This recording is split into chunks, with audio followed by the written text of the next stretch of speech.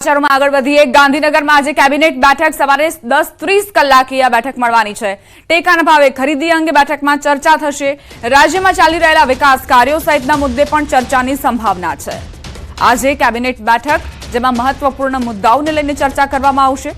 10:30 કલાકે બેઠકનો આરંભ થશે। ઘણા મહત્વના મુદ્દાઓ છે। વિવિધ વિકાસ કાર્યો કઈ દિશામાં કેવી રીતે આગળ વધી રહ્યા છે તેને લઈને પણ સમીક્ષા કરવામાં આવશે।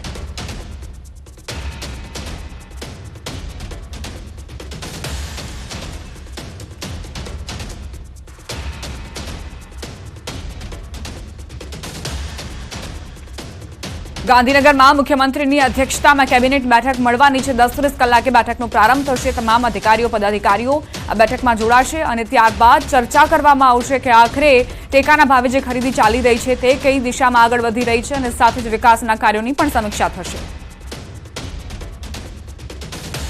સમાચાર સુરતથી જાહેરમાં જન્મદિવસની ઉજવણીનો વિડીયો વાયરલ થયો। તલવારથી કેક કાપતા શખ્સો નજરે પડ્યા। પોલીસ કમિશનરના જાહેરનામાનો સરેઆમ ભંગ થયો। વિડીયો પાંડેસરાના ઉમિયાનગરનો હોવાનું અનુમાન છે। વાયરલ વિડીયોની પુષ્ટિ ન્યૂઝ 18 ગુજરાતી નથી કરતું। હાથમાં તલવાર લઈને કેક કટ કરતો આ વ્યક્તિ જેના જન્મદિવસની ઉજવણી ચાલી રહી છે, પરંતુ બીજી તરફ પોલીસના જાહેરનામાનો ભંગ કરી રહ્યો છે તે અને તેના મિત્રો પણ। સંવાદદાતા કીર્તેશ જોડાઈ ગયા છે વધુ જાણકારી સાથે। કીર્તેશ, શું આખી ઘટના? બિલકુલ, સુરતમાં જાહેરમાં જન્મદિવસ ફટાકડા ફોડવા અને કેક વડે કાપવો જાણે એક ફેશન બની ગયું હોય તેવું લાગી રહ્યું છે, કારણ કે સુરત પોલીસ કમિશનર દ્વારા એક જાહેરનામું બહાર પાડવામાં આવ્યું છે કે જાહેરમાં જન્મદિવસની ઉજવણી કરવી નહીં, ફટાકડા ફોડવા નહીં, આતિશબાજી નહીં કરવી, તલવાર જેવા ઘાતક હથિયારોનો ઉપયોગ ના કરવો, પણ લોકોને જાણે નિયમ તોડવામાં મજા આવતી હોય તેમ એક પછી એક ઘટનાઓ સામે આવી રહી છે। જ્યારે ગતરોજ પાંડેસરાના ઉમિયાનગર વિસ્તારનો આ એક વિડીયો હોવાની વિગતો સામે આવી રહી છે। વિડીયો સોશિયલ મીડિયામાં વાયરલ થયો છે, ત્યારે પોલીસે હવે આ મામલે કાર્યવાહી શરૂ કરી છે। કહી શકાય છે આવા તત્વોને પકડ્યા બાદ પોલીસ દ્વારા કડક કાર્યવાહી કરીને એક દાખલો બેસાડવામાં આવે તો આ પ્રકારની ઘટનાઓ અટકે, પણ જાણે સુરતમાં એક ફેશન બની ગયું એમ નિયમો તોડવા અને જાહેરમાં જન્મદિવસની ઉજવણી કરવી હોય તેવા વિડીયો સતત સોશિયલ મીડિયામાં વાયરલ થઈ રહ્યા છે। આભાર કીર્તેશ જાણકારી આપવા માટે।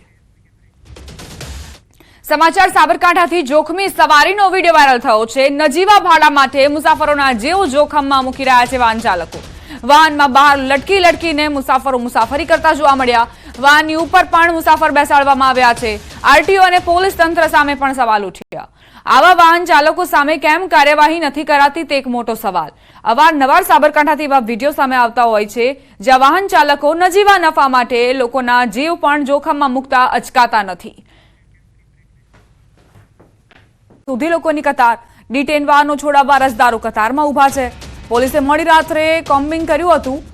આરટીઓ કચેરી ખુલે તે પહેલા જ લોકોની કતારો લાગી છે।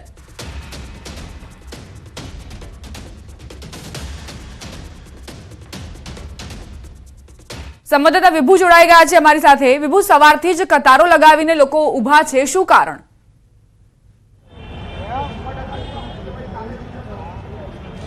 દીપા, ટ્રાફિક પોલીસ દ્વારા છે નબીરાઓને પકડવા માટે ચેકિંગ હાથ ધરવામાં આવ્યું હતું, પરંતુ અહીં સામાન્ય માણસો ફસાઈ ગયા છે। આપ જોઈ શકો છો કે આ આરટીઓ છે અમદાવાદ, અને તેના ઉપરથી આપ જોઈ શકો છો કે ઉપરથી લઈ અને નીચે સુધી લાંબી કતારો છે તે જોવા મળી રહી છે। આ કતારોમાં ઉભેલા વાહન ચાલકો છે પોતાના વાહન છોડાવવા માટે આવ્યા છે। રાતે જે રીતે ચેકિંગ કરવામાં આવ્યું હતું અને જે ટ્રાફિક નિયમોનો ભંગ થતો હોય અથવા તો આરટીઓના જે નિયમોનો ભંગ થતો હોય છે તેને મેમો આપી દેવામાં આવ્યા છે, પરંતુ સ્થળ ઉપર મેમો વસૂલ કરવામાં નથી આવ્યા અને જે લોકો અહીં આવ્યા છે તે તમામ લોકોએ આરટીઓમાં મેમો ભરવાના છે અને ત્યારબાદ એ મેમો ભરાઈ ગયા બાદ તેઓએ જે તે પોલીસ સ્ટેશનોમાંથી વાહન છોડાવવા પડશે। આ વહેલી સવારથી કતાર લાગી છે। બે દિવસથી તેઓ આવી રહ્યા છે। આપ ક્યાંથી આવ્યા છો? અહીંયા જ રહું છું, લોકલ છું। 4 વ્હીલર હતું? 2 વ્હીલર? શું નિયમોનો ભંગ કર્યો કે જે તમને દંડ? કશું જ નહીં, હેલ્મેટ હતું, બધા પેપર્સ પ્રોપર છે, આરસી, પીયુસી, લાયસન્સ, ઇન્સ્યોરન્સ, બસ ખાલી લાઉડ એક્ઝોસ્ટ મોડિફિકેશન્સ થોડા કરેલા છે તે લોકોને બાનું મળી ગયું। ઇવન એ ફિલ્ડ બી ફોર્મમાં લખેલી નથી, એ લોકોએ મેન્યુઅલી એ ફિલ્ડ લખી કે ભાઈ આવું છે એમાં, એટલે જે લિસ્ટેડ જે ફિલ્ડ્સ હોય ને કે ભાઈ આટલા ગુના છે એમાંથી એકેય ગુનો મેં નહીં કર્યો, એ લોકોએ જાતે લખ્યો કે ભાઈ આનામાં આવું। કેટલા વાગે તમે આવ્યા છો અત્યારે અહીંયા? કલાક પહેલા, અરાઉન્ડ 9:30। તો કલાક પહેલા આવ્યા છે ને આજ કતારો છે તે આપ જોઈ શકો છો કે વહેલી સવારથી કતારો લાગી છે જે નિયમોનો ભંગ કરતા આપ પણ મેમો ભરવા પહેલા આપ પણ આવ્યા છો લોકો એક જ મિનિટ તમે અત્યારે વાહન છોડાવવા માટે આવ્યા છો હા વાહન છોડાવવા કેટલા વાગ્યાના આવ્યા છો 8 વાગ્યાના શું નિયમ ભંગ કર્યો તો મેમો આપ્યો લાયસન્સ નહોતું અચ્છા લાયસન્સ વગરની ગાડી ચલાવતા હતા તમે ચલાવતા હતા કે બીજા કોઈ હું ચલાવતા જ ચલાવતો હતો તો અત્યારે મેમો ભરવા માટે કેટલા વાગ્યાથી ઊભા છો 8:30 વાગ્યાથી તો લાયસન્સ વગર પણ ગાડી ચલાવવી એક ગુનો છે અને તેને ગુના અંતર્ગત જ અત્યારે આપ જોઈ શકો છો કે લાંબી કતારો છે તે લાગી છે અને જે લોકો છે મેમો ભરવા માટે આવી ગયા છે એટલે કે ઉપરથી લઈ નીચે સુધી આ તમામ લોકોએ છે તે મેમો આપીને જ તે છોડાવી શકશે અત્યારે જે લોકો 10 વાગે કચેરી ખુલે એ પહેલાં જ જે મેમો ભરવા માટે આવી ગયા છે લોકોનું કેવું છે કે 2 દિવસથી આવ્યા આપ ક્યાંથી આવ્યા છો ગાડી છોડવાનો આવે છે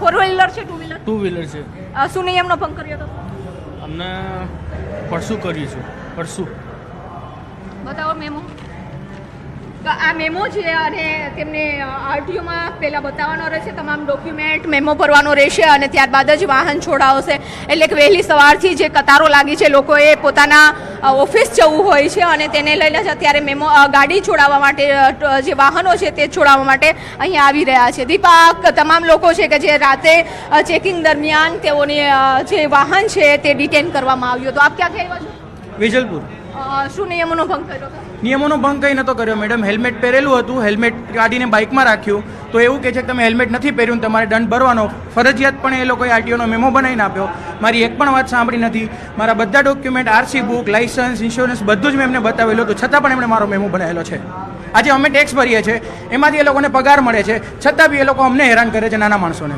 કેટલા વાગે આવ્યો છો હું સવારે 9 વાગ્યાના આવેલો છું અહીંયા આપ ક્યાંથી આવ્યા છો એસવી સ્ક્વેર ન્યૂ રાણી શું નિયમ ભંગ કર્યો હતો મતલબ લાઇસન્સ લાયસન્સ ન હોવું અને ગાડી ચલાવવી એ પણ ગુનો છે હા એ તો લાયસન્સ તમારી પાસે કઢવેલું છે કે નથી કઢાવ્યું એટલે કાઢેલું છે પણ મારું ઓલું મતલબ સેકન્ડ પાર્ટનું લાઇસન્સ છે ને હજી હવે નીકળશે આપ ક્યાંથી આવ્યા સાબરમતી છો મેમો કાઢવા માટે આવ્યા છો કેટલા વાગ્યાથી આવ્યા છો લગભગ 6 વાગ્યા 6 વાગ્યાથી લાઈનમાં ઊભા છો શું નિયમ ભંગ કર્યો હતો લાયસન્સ નથી લાયસન્સ વગર કે શા માટે ગાડી દંડ તો ભરવો પડે પણ એક સજેશન છે આ ડિજિટલ મીડિયા જો આને કહેવાતું હોય તો પછી આ ખોટું આટલી બધી લાઈન ના હોવી જોઈએ ડિજિટલનો મતલબ શું થાય કે ઓનલાઈન તમે ભરી શકો આજ ભરતા હોય ને તો આટલી બધી લાઈન ના હોય જોઈએ એના બારામાં કંઈક કરવું જોઈએ આ પણ નિયમ લાયસન્સ ભંગ કર્યો છે એનો દંડ તો અમે ભરીશું નિયમ ભંગ કર્યો છે એટલે ખાલી ફોકટ હાજર દંડ નથી લેતા અમે તૈયાર હતા ત્યાં ભરવા માટે વાંક નતો તો બી તૈયાર હતા છતાં બી એ લોકો હાજર દંડ નથી લેતા ને હેરાન કરે છે ખાલી ફોકટ અહીંયા સુધી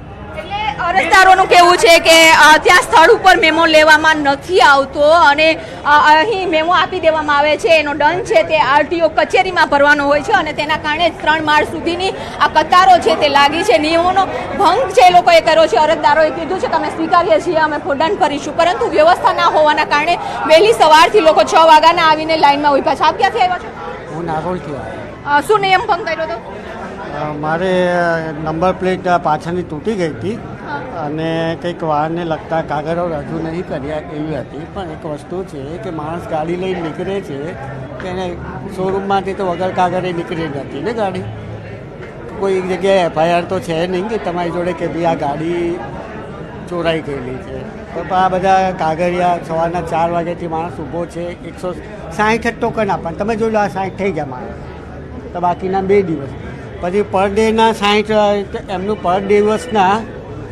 પેલો ચાર્જ લે જે અમે જગ્યા રાખી છે એક દિવસના કે ભાડું લે છે જે જગ્યા પર રાખી છે તો અત્યારે અરજદારોનું કહેવું છે કે 60 ટોકન આપવામાં આવે છે અને 60 ટોકન આપ્યા બાદ તેઓ જે ડોક્યુમેન્ટ છે દંડ છે તે ભરીને પોતાના વાહન છે તે છોડાવી શકે છે પરંતુ આ લાંબી કતારો લાગી છે એક જ નાઇટમાં જે 3000 વાહનોનું ડિટેન કરવામાં આવ્યા છે અને હવે આ તમામ લોકો વહેલી સવારથી જ ઉઠીને આપ જોઈ શકો છો કે અંદરના કચેરીના પણ આપના દ્રશ્યો બતાવી દઈશ કે હજી અમે કચેરી સુધી પહોંચ્યા નથી પરંતુ વહેલી સવારથી લોકો છે તે અત્યારે અરજદારો અત્યારે આવ્યા છે આપ ક્યાંથી આવ્યા છો હું અસારવાથી આવ્યો છું શું દંડ નિયમ ભંગ કર્યો હતો મારી જોડે બધા કાગળિયા હતા તો બી મારી પાર્કિંગમાંથી ગાડી લઈ લીધી છે કયા પાર્કિંગમાં પડી અમારા સોસાયટીના ગેટની આગળ મારી જોડે બધા કાગળ હતા તો મેમો સ્થળ ઉપર લીધો છે ના આપ્યો કે ગાડી આરટીઓમાં છોડાવજો તો આરટીઓમાં ગાડી છોડાવજો લોકોનો આક્ષેપ છે કે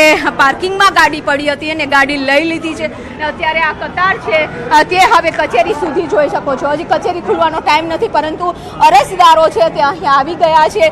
અધિકારીઓ છે તે હવે કેવી પ્રકારની વ્યવસ્થા કરે, કારણ કે આરટીઓ પાસે પણ એટલું મેન પાવર નથી કે જે તમામ લોકો અહીં આવ્યા છે તે લોકોને તાત્કાલિક તેઓનો દંડ વસૂલ કરી અને ગાડી આપી શકે. આપ કેટલા વાગ્યાથી આવ્યા છો? 7 વાગે આવ્યા છો. શું દંડ તમે નિયમ ભંગ કર્યો કે જેના કારણે તમને દંડ આપવામાં આવ્યો? હેલ્મેટ માટે હેલ્મેટ નહોતું પહેર્યું? ના, શા માટે નહોતું પહેર્યું? ભૂલી ગયો તો ઘરે. કેટલા વાગે નીકળી રહ્યા હતા?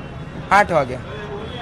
તો હેલ્મેટ ન પહેરવા પછી લાયસન્સ ના હોય તો આ તમામ લોકોને છે તે મેમો આપવામાં આવ્યો છે. અલગ અલગ બહાના પણ છે અને સાથે આક્ષેપ પણ છે કે સ્થળ ઉપર મેમો નથી લેવામાં આવતો, મેમો ભરવા તૈયાર હોય છે. પરંતુ વાહન ચાલકોને પણ વિનંતી છે કે જો વાહન લઈને જતા હોય તો આરટીઓના નિયમ અને ટ્રાફિક નિયમોનું પાલન કરવું જરૂરી છે. આભાર વિભુ તમામ જાણકારી આપવા માટે. તો રાત્રે પોલીસે જે કોમ્બિંગ કર્યું તેમાં વાહન ચાલકોના વાહન લઈ લેવામાં આવ્યા, કેટલાકે નિયમ ભંગ કર્યો એટલે વાહન જપ્ત કરવામાં આવ્યા છે, કેટલાકે તો નિયમ ભંગ નહોતો કર્યો પરંતુ તેમનું કહેવું છે કે બધા જ કાગળિયાઓ હોવા છતાં પણ, હેલ્મેટ પહેરેલું હોવા છતાં પણ અમને હેરાન પરેશાન કરવામાં આવ્યા છે. સવાલ અહીં એ થઈ રહ્યો છે કે દંડ જ્યારે સ્થળ પર જ વસૂલવામાં આવી શકતું હોય તો આખરે કેમ આ તમામ લોકોને આરટીઓ સુધી જવા માટે મજબૂર કરવામાં આવ્યા છે? આરટીઓમાં લાઈનો લગાવીને સવારથી ઊભા છે, પરંતુ કચેરીનું કામકાજ જે 10 વાગ્યાની આસપાસ શરૂ થાય છે. સવારે 6-7 વાગ્યાના અરજદારો આવેલા છે પોતાનું વાહન છોડાવવા માટે અને સાથે જ તેમનું કહેવું છે કે 60 ટોકન આપવામાં આવ્યા અને ત્યારબાદ આટલા બધા જે લોકો આવ્યા છે તેમને કેવી રીતે મેન પાવર પહોંચી વળશે અને જો આજે આ વાહન નહીં લઈ શકે તેવો તો ભાડું પણ ચડતું જશે.